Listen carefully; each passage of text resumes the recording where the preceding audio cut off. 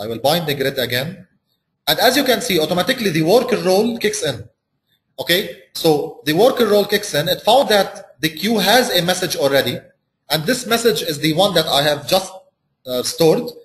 So message is not null. I went inside the code, initialize the data source, and then again I will take you inside the code to highlight the event. So what's happening here is that get me from the table storage the entity which has the row key equal key.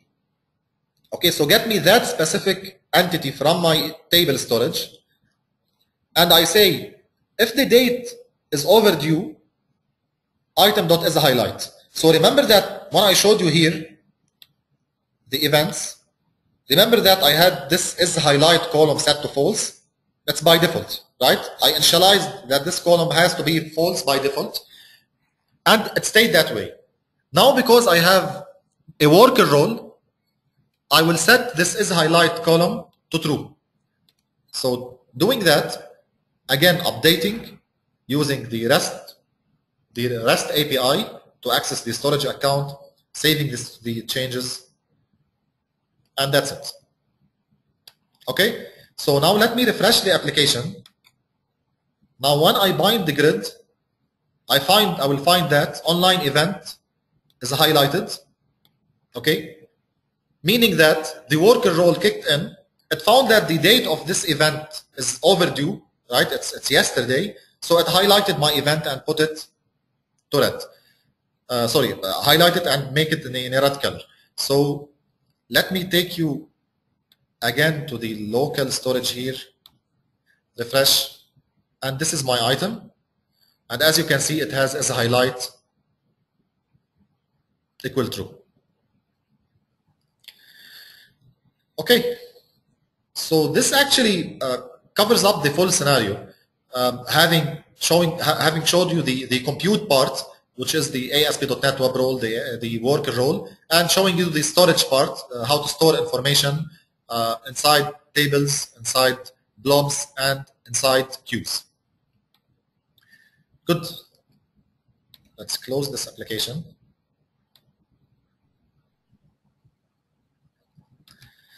Okay, so what I have done so far is I showed you whatever code that you can write, and as I said, everything that I have done so far you can do. You only need the Windows Azure SDK, and you just can do whatever I have just done. However, what I will start doing now is I will start connecting you to the real cloud. Now I have an account, but if you don't, you cannot you cannot follow up with me. I mean, you cannot try whatever I will do now. Okay. So what I will do first is I will take you to the online portal, windows.azure.com, and as you can see here, I have my own account on this portal, and I will click on hosted services.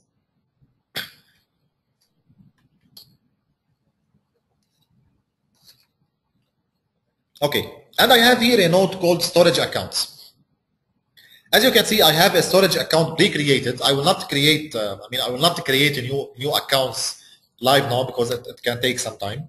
But I have already created before an account called Saudi Azure Storage Account, and this account comes associated with the access key. Okay, so I have this access key already configured for me. Not configured actually. It's there. I have this access key copied already. So let me do that anyway, and let me copy this clipboard. Okay. Now, what I want to do is that I want to connect my same application. Now, please note, I'm not deploying my application yet to Windows Azure. What I will do is that I will keep my application running on my machine, but I will make it connect to the online storage. And yes, I can do that. As long as I have the key, I can do that. And this actually, gives you opportunities when developing your applications. You might want to use Windows Azure only for storage services, but you might want to keep your compute services, meaning your online application, your compute services, your applications, your web roles, your worker roles. You want to keep it running on your machine, so you can keep your applications running on premise, and utilize the storage account on Windows Azure. Okay. Now what I will do, go to the web role, and in the data connection string, this time I will not use the Windows storage emulator.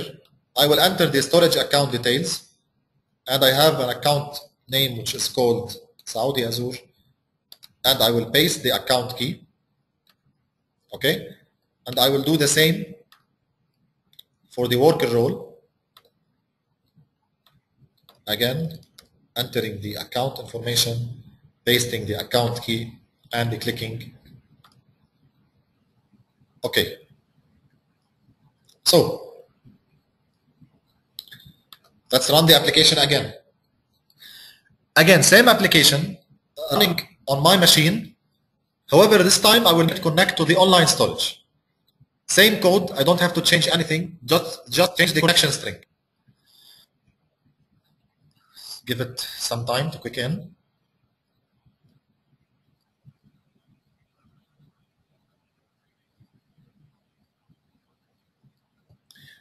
And I have the breakpoints here. Okay, as you can see, this time no events loaded because all the previous entries are created locally on my local storage. And then let me call this real online event, and let me set this one to Saturday again. Upload an icon here, click submit, and this time same code. So I will not, take you through the code again. Same code, but this time I'm connecting to the online storage.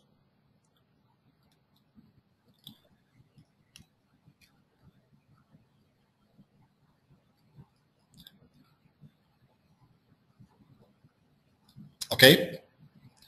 As you can see, the item here is uploaded to the online storage. And the Windows service, the worker role should kick in.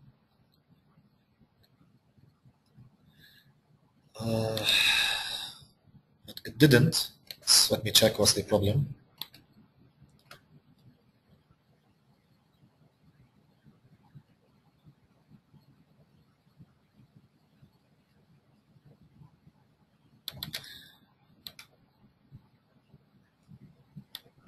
And let me try this again.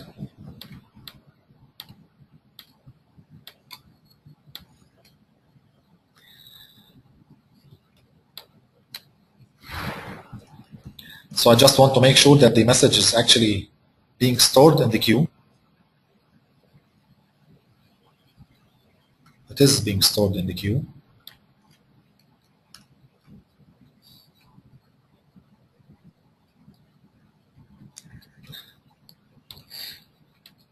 Okay, for some reason the worker role is not kicking in.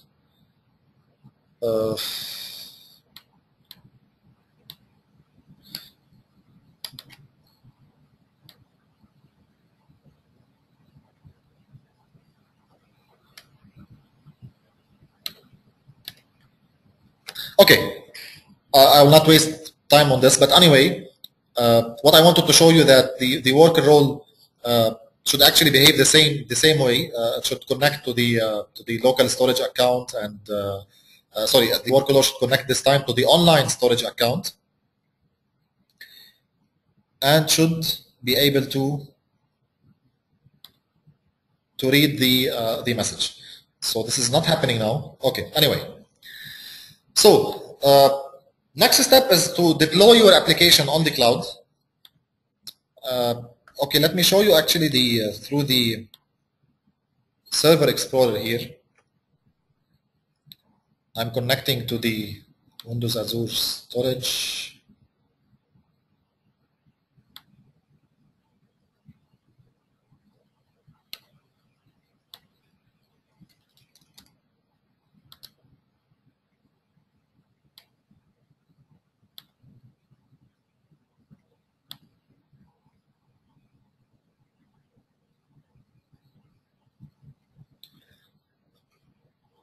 So now I'm connecting you to the online storage. I want to show you the entry.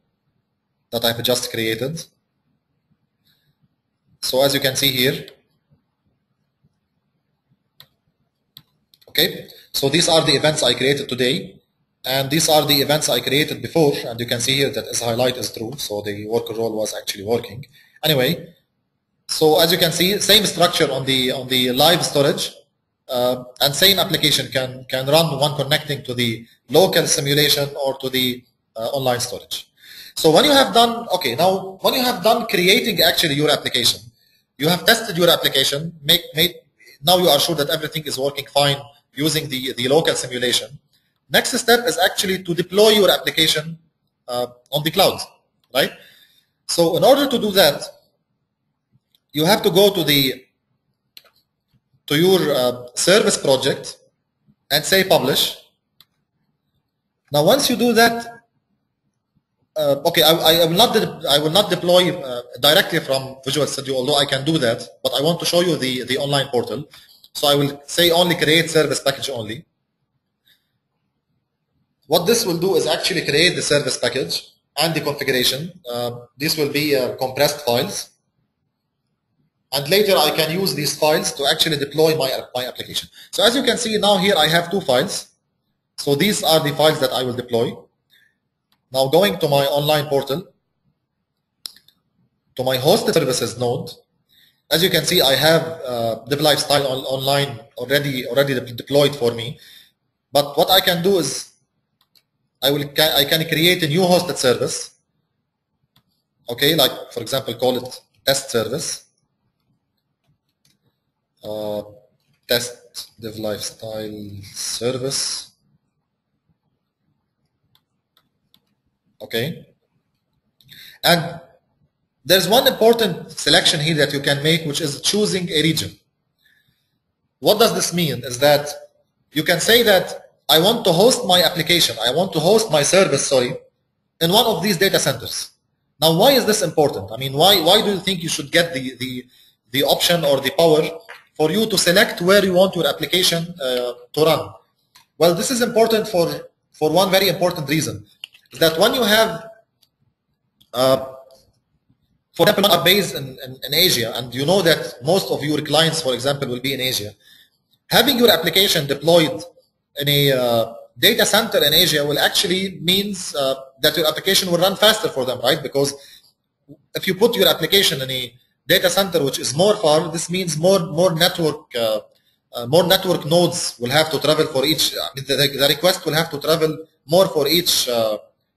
More network nodes. So if you put it in a near data center, you will have faster access to your application. And if you are having, for example, a web role and you are having data storage account, both configured, putting them in one affinity group will also mean that your web role can access your storage information more fast. So this is important that you can select. Now, once you do that, and I have already done that, you can click OK. You will get yourself the hosted service here. And when you have the hosted service, you can say that you want to make a new deployment. And you can browse. Sorry. You can browse to this path.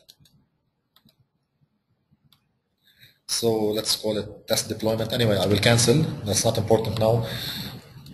But you can browse for your